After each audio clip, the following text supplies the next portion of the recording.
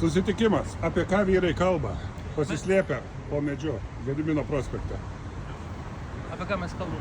Apie politiką. Apie politiką Apie Vilnių.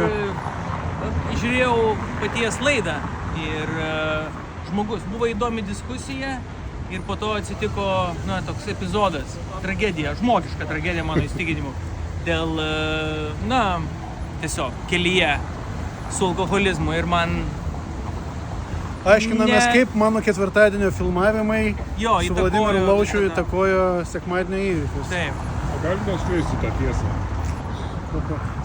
Aš tame nesudalyvau niekaip, tai vat ir bandom išsiaiškinti. Jo. Klausė versijų, kaip čia. Taip, kas kaip čia taip atsitiko nutiko. tam pokalbyje?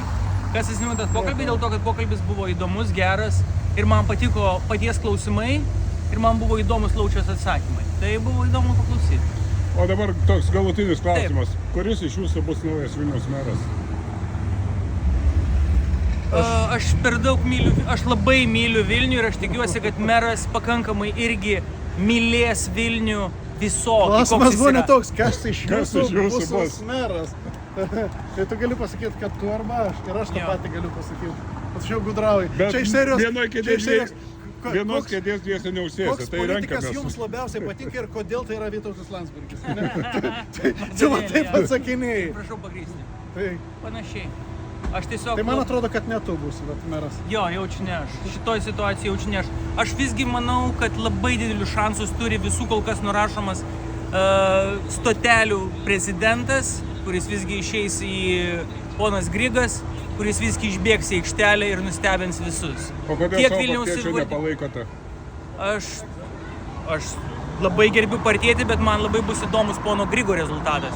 Pono Grigo rezultatas, man tiesą pasakius, parodyti, kur yra mūsų politika. Tai aš labai noriu pažiūrėti, kur yra mūsų politika ir kur yra politika plačiaja prasme. Ir Grigo rezultatai man bus įdomus ta prasme. O pačio kaip nuomonė? Man vakar Paulius Grigas atsakė tiek viešai, paskui man asmeniškai, kad jis Aha. rinkimuose nedalyvaus. Tai pažiūrėsim, ar žmogus nemelavo, bet buvo vienas iš parsųjų pareiškimų. Manau, kad dalyvaus. Turiu tokį jausmą, kad stotelių žaidimas yra per brangus. Kad kas liečia kainos, tai aš žinau, kiek tas dalykas kainuoja. Ir jeigu man reikėtų pabandyti spėti ir pasakyti kainą, tai aš sakyčiau, kad jau 5 savaitę kabantis žmogus išleido jau virš 200 000 eurų. Taip. Nesutingas žmogus. Labai turtingas. Jo.